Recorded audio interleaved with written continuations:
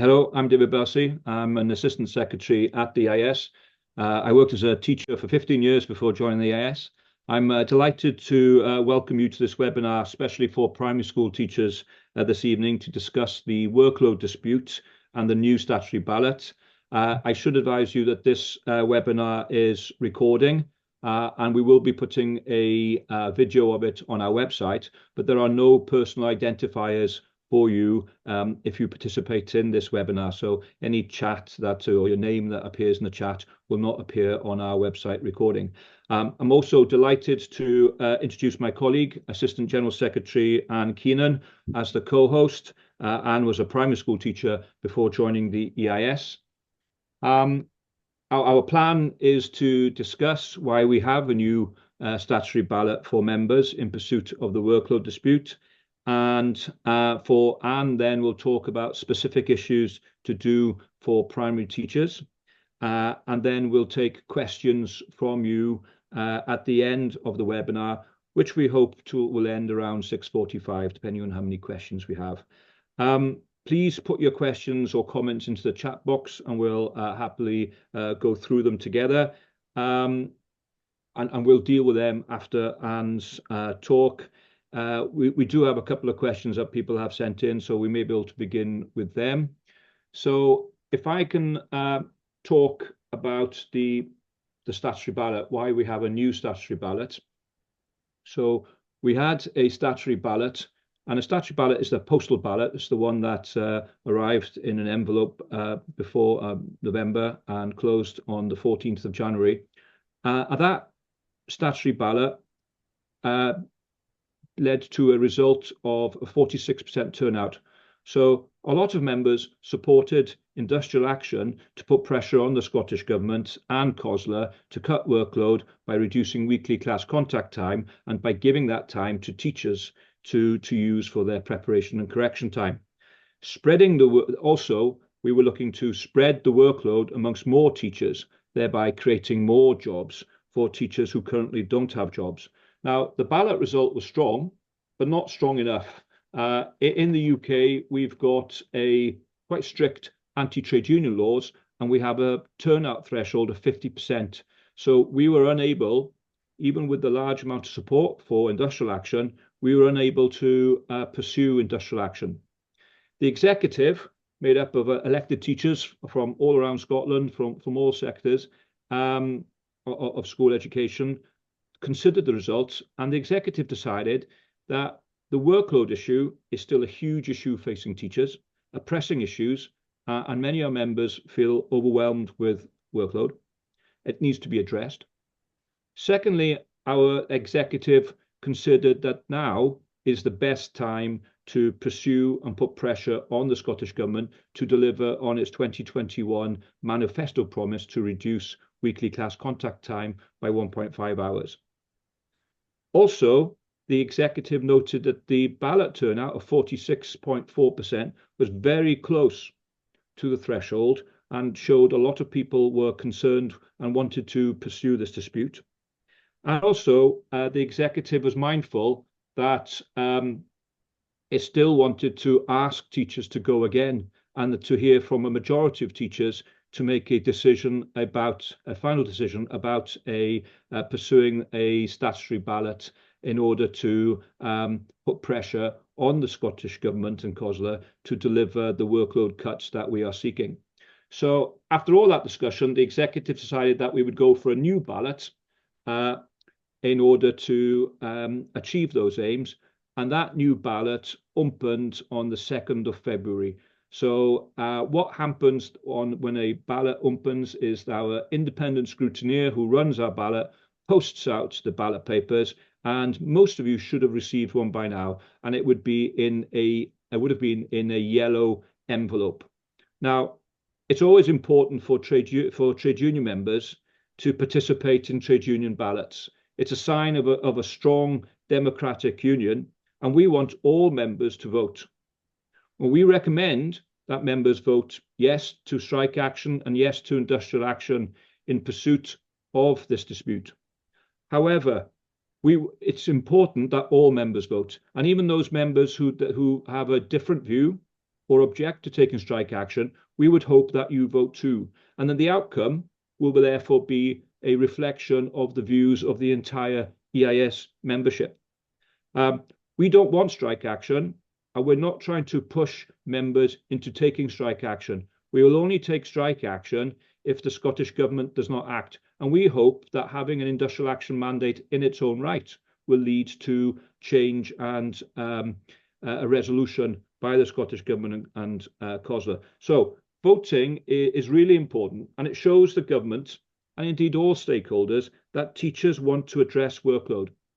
We appreciate that for many teachers, the weekly class contact time is the best way of reducing the amount of time that you teach and increasing the amount of preparation and correction time that you have. But if there are some teachers that feel that they're okay, I would ask those teachers to reflect on the fact that reducing weekly class contact helps the other teachers who do not feel that the amount of work that they carry out at the moment is sustainable over the long term. So vote to reduce your own workload, but also vote to reduce the workload of your colleagues. And lastly, by sharing the workload amongst more teachers, we'll be able to give more teachers work going forwards. So we believe that sharing that work will give an opportunity to those people who have trained and are currently doing precarious supply work. So we would urge you, those teachers that voted in the previous statutory ballot, to vote again, because these are the same issues that we still need to fight for. And we'd also urge those teachers that did not vote in the last ballot to vote in this ballot, so that every member cast their votes and that the answer and the views of teachers is captured in its entirety, and everybody is clear what all of the members of the EIS want on this matter. So please use your vote and ensure that your voice is part of that decision-making process. So I'll now introduce my colleague Anne, who's going to talk about the specific issues facing primary school teachers. Thanks, Anne. Thanks very much, David, and welcome everyone to this evening's event. I'm so glad that you've taken the time to come along to what is a really important issue for us all, to talk about the workload dispute and the importance of voting in the statutory ballot, as David has indicated. So I'm Anne Keenan, I'm the Assistant General Secretary for Education and Equality with the EIS, and as David indicated, I was a primary teacher for a number of years in West Lothian. And I really want to focus on the importance of the workload campaign for teachers in the primary sector. As you know, our workload dispute is based on the Scottish Government and COSLA's failure to create a credible plan and timescale for implementation of a promise that was made to teachers in 2021 by the SNP to reduce weekly class contact to a maximum of 21 hours per week. And it's also a failure to agree what the reduction in that time, that 1.5 hours, would be used for. We're obviously asking that as trusted professionals, it would be used to give time for preparation and correction, rather than having to be used to generate even more collegiate activity, such as after-school meetings, which would only add to teacher workload. So why is that important to primary colleagues? I would advise that part of my role involves looking at data and comparing statistics from other OECD countries with the position in Scotland. And I'm sure it'll be no surprise to you that Scotland is an outlier in relation to both class size and class contact time. We have some of the largest class sizes and some of the highest levels of class contact amongst OECD countries. But you're living the reality of those statistics every day. Many primary school teachers are teaching in classes of up to 33 pupils, often in buildings which are cramped and not fit to engage in the active lessons that we want to deliver. And of those 33, 14 or more, around about 43% on average, will have an additional support need.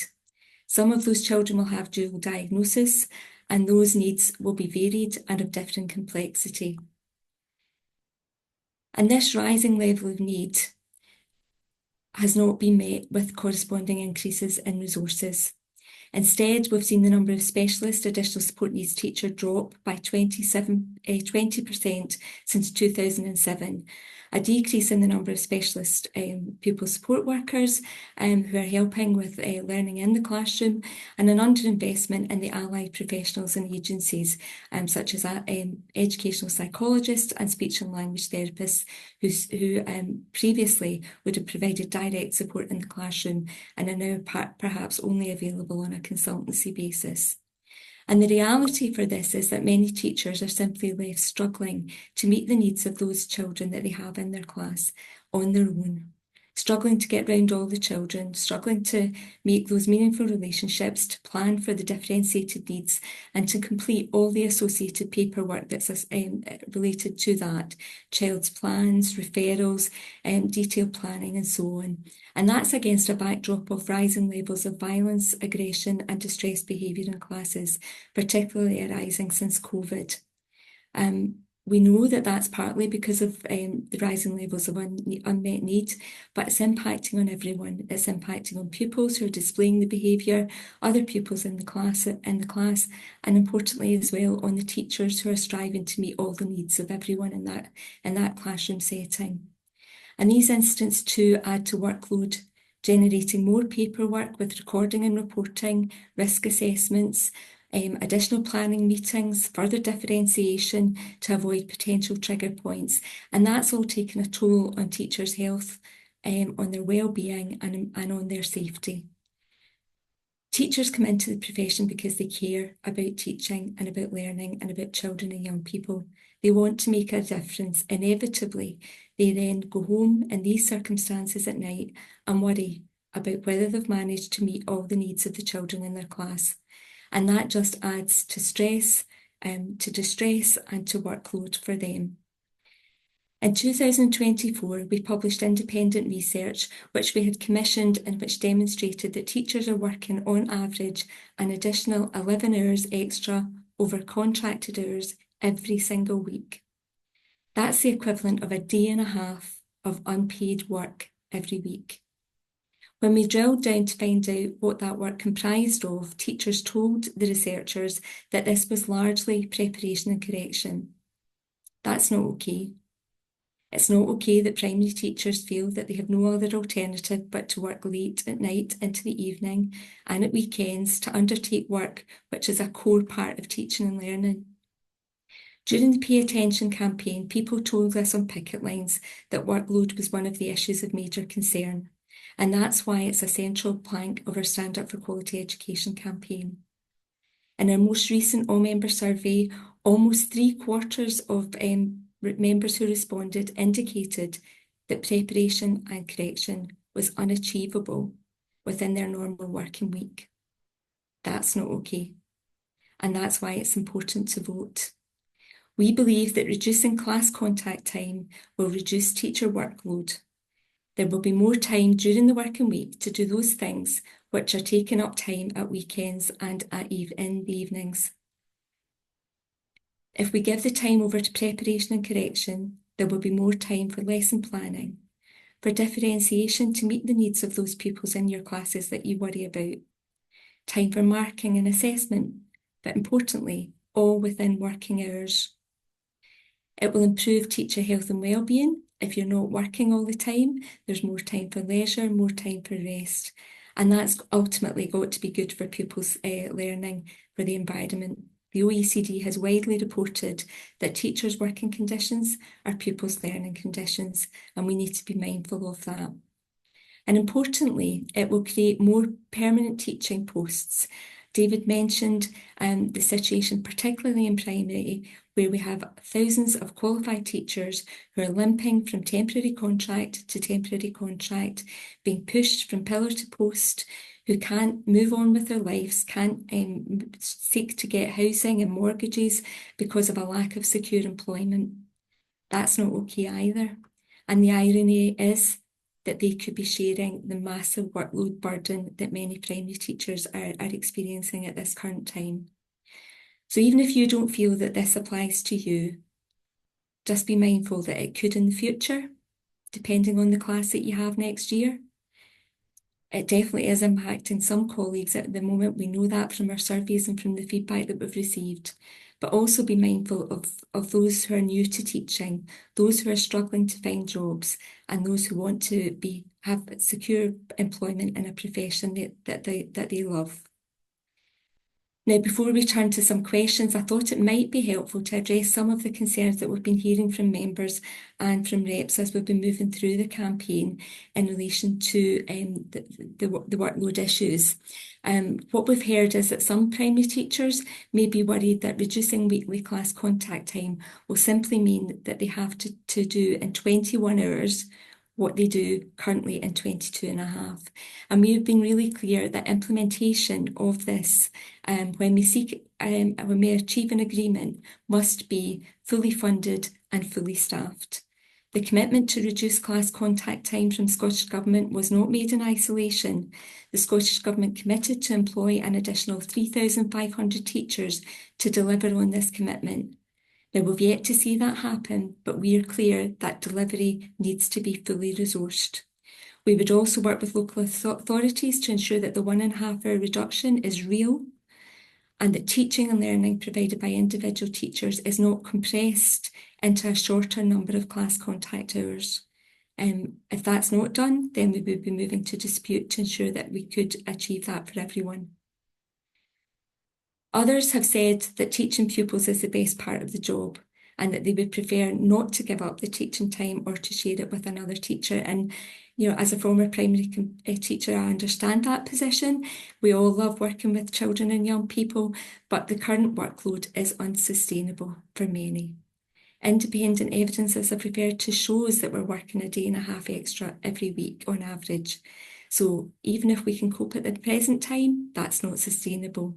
Your well-being and your teaching are more likely to benefit from less weekly class contact and more preparation and correction time. Many teachers report high levels of stress and absence, and reducing class contact time will help teacher well-being and reduce the number of lessons that are taught by teachers who are feeling worn out and stressed.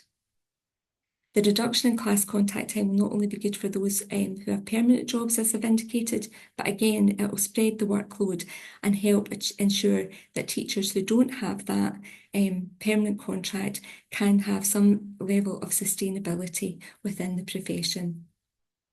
We've tried to reduce workload using guidance. We've tried to provide advice, but that's not worked effectively. What we need now is contractual change, and we hope that this campaign will achieve that.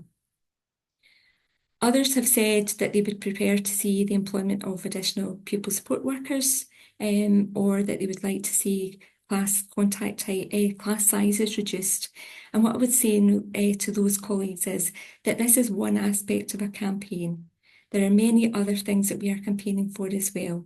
Our Workload campaign has things that teachers can do today.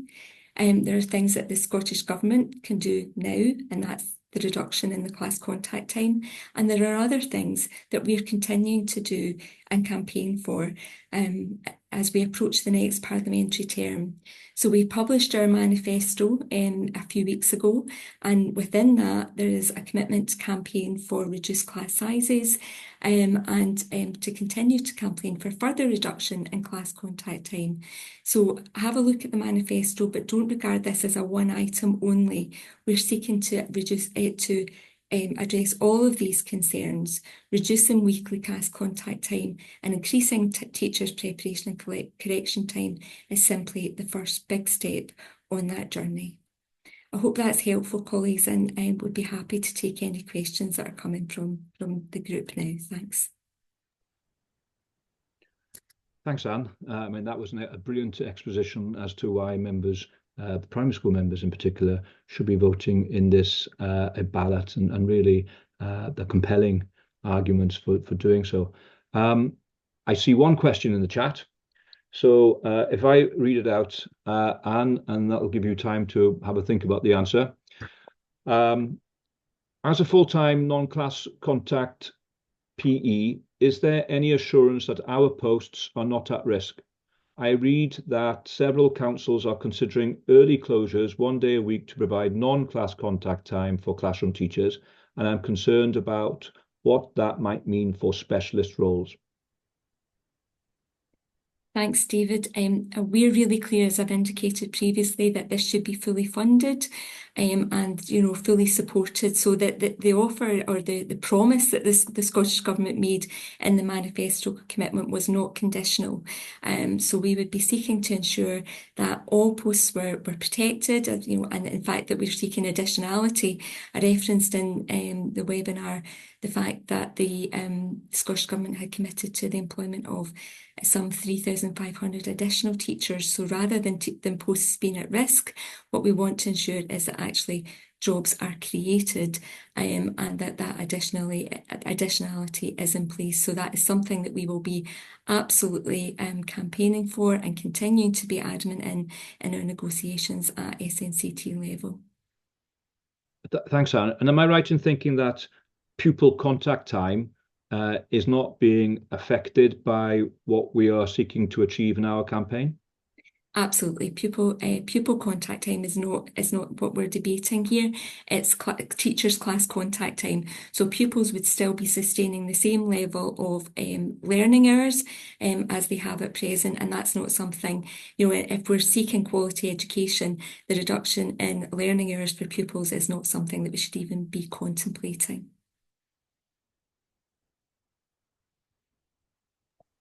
Thanks, Anne. I would invite attendees to additional comments or questions in the chat whilst you're thinking about that. We've got a couple of questions that other members have given us, so that we thought we would address them. The first question is for you, Anne. In my school, we desperately need help for children with additional support needs. How will this ballot help that?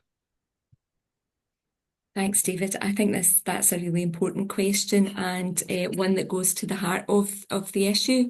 We too often in primary have very high numbers of pupils in our classes. Teachers, as I referred to earlier, are often dealing with class sizes of 33. We know that additional support needs are currently sitting at, on average, 43%.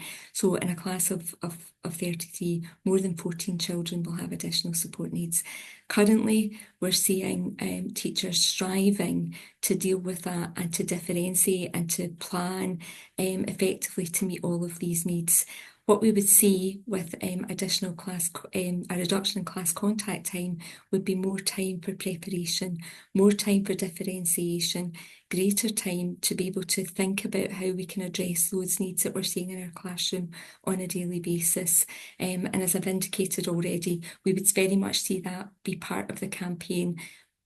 A Stand Up for Quality Education, Stand Up for Quality Education campaign states in addressing additional funding for additional support needs. So we'll be looking to progress with the reduction in class contact time alongside pushing for additionality in terms of core investment in learning and teaching and in education as a whole, so that the needs and the needs of young people and the promise that was made to them for inclusivity over 20 years ago would actually then fully be met.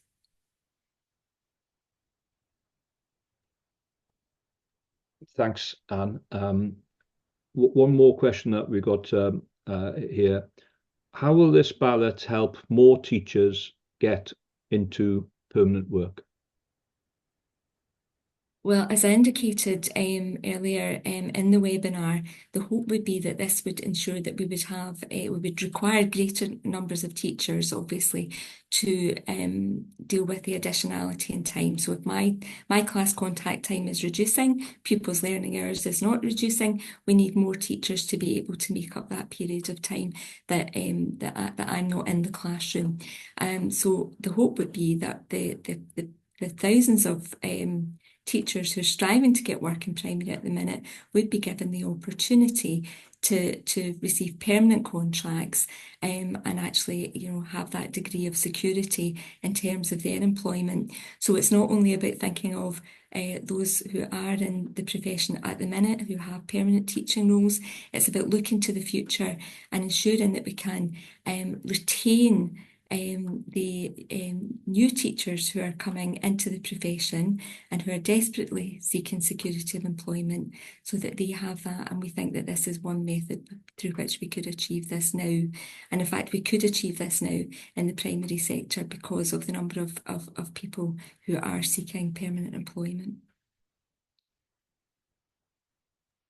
Thanks, Anne. I don't see any more questions in the chat box, and I don't think there's any comments there either for us to consider. So I think the question and answer session part is over, Anne. Thanks very much, David.